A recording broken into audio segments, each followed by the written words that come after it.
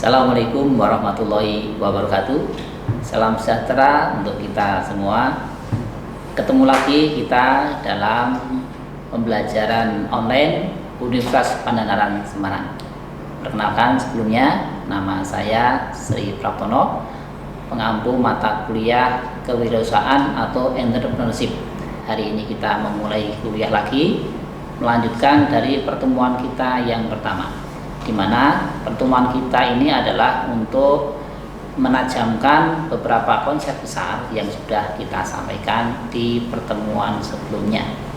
Sejak kita mendefinisikan tentang kewirausahaan, kemudian bagaimana kita memproses menjadi seorang wirausaha yang andal, sampai kemudian nanti pembelajaran ini berakhir pada saat setiap peserta pembelajaran ini mampu membuat sebuah proyek atau proposal usaha yang menjadi acuan pada saat mereka akan turun terjun menjadi pelaku bisnis sesungguhnya. Baik, mari kita mulai. Yang pertama adalah bagaimana kita memahami bahwa sesungguhnya entrepreneurship atau kewirausahaan itu sesuatu yang cukup menarik sekarang ini, di mana diakui bahwa kemajuan sebuah negara, kemakmuran dan kebangkitan ekonomi itu akan ditandai dengan bagaimana berubahnya animo masyarakat terkait dengan profesi ini. Dan secara sejarah kita juga mengetahui setiap masa itu akan mempunyai kecenderungan masing-masing. Nah, kita lihat sekarang bahwa ternyata semakin besar animo masyarakat, semakin suka, semakin senang masyarakat terkait dengan kewirausahaan ini, maka sesungguhnya negara itu pun akan bisa melihat ini tanda-tanda kebaikan dalam ekonomi, kesejahteraan, dan juga kemakmuran itu akan kelihatan. Nah, bagaimana kita memulai? Yang pertama adalah kita harus memahami betul tentang hakikat dari kewirausahaan itu. Kewirausahaan sebuah profesi yang berbeda dengan yang lainnya. Kewirausahaan itu menghendaki seseorang mempunyai skill tertentu dan mampu mengintegrasikan semua sumber daya yang disebut dengan faktor-faktor produksi. Maka inti dari kewirausahaan itu adalah kemampuan untuk menciptakan sesuatu yang baru dan berbeda melalui berpikir kreatif dan bertindak inovatif. Ini penting kita sadari bersama agar kedepannya kita mampu betul bisa menjadi seorang wirausahawan yang baik. Yang kedua adalah kewirausahaan ini juga akan terkait dengan bagaimana kita menemukan sifat-sifat yang mendukungnya, ciri watak seseorang yang memiliki kemampuan dalam mewujudkan gagasan-gagasan yang kreatif dan yang inovatif.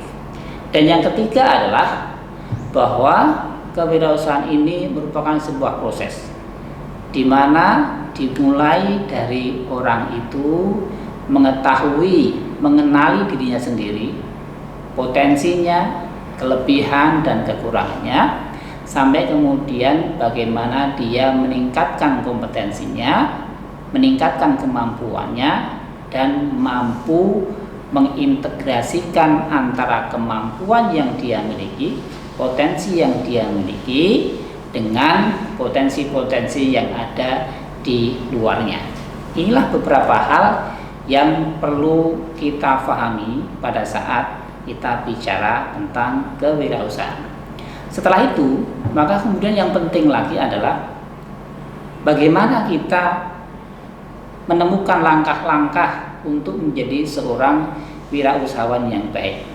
Kita ingat bahwa pembelajaran ini outputnya adalah setiap kita, setiap peserta, setiap mahasiswa nanti mampu mengimplementasikan konsep-konsep yang dia pahami menjadi keterampilan real di lapangan. Maka sasaran besarnya adalah dari kognitif, afektif, maupun juga psikomotorik. Dari knowledge yang dibangun, dari pengetahuan yang dibangun, kemudian berlanjut pada pembentukan sikap, dan kemudian bisa dilakukan di lapangan. Bagaimana kita memprosesnya? Bagaimana kita melalui langkah-langkah itu? Yang pertama adalah bagaimana kita mengenali diri kita sendiri dan juga kelompok serta lingkungannya. Yang kedua adalah mengembangkan kreativitas. Dan yang ketiga adalah meningkatkan kemampuan manajerial.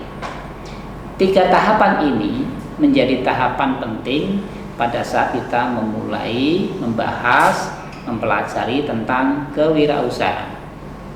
Tetap bahwa semua itu diawali dengan bagaimana kita mengenali diri kita sendiri, mengenali kelompok, mengenali lingkungan, dan juga nanti kemudian bisa mengembangkan kreativitas kita bersama. Nah, dalam hal inilah maka kemudian setelah kita mengetahui potensi kita, maka harus kita lanjutkan dengan bagaimana kita bisa meningkatkan kompetensi kita masing-masing. Disitulah maka kemudian kita akan berbicara tentang upaya-upaya apa yang kita lakukan, konsep-konsep apa yang kita pahami, yang kita kuasai, literatur referensi apa yang kita butuhkan, sehingga kita mampu meningkatkan skill manajerial kita masing-masing. Di sini maka kemudian pembelajaran, kemudian pendampingan dan sebagainya menjadi penting. Pemberian materi, pembahasan, pemahaman itu menjadi penting dalam rangka untuk meningkatkan manajerial kita masing-masing. Nah, inilah yang perlu kita paham bersama, dan bagaimana kemudian rincian dari beberapa langkah ini, mari kita ikuti dengan video-video berikutnya. Demikian pengantar yang saya sampaikan dengan mata kuliah kewirausahaan ini, dan kita akan ketemu lagi dengan video berikutnya. Assalamualaikum warahmatullahi wabarakatuh.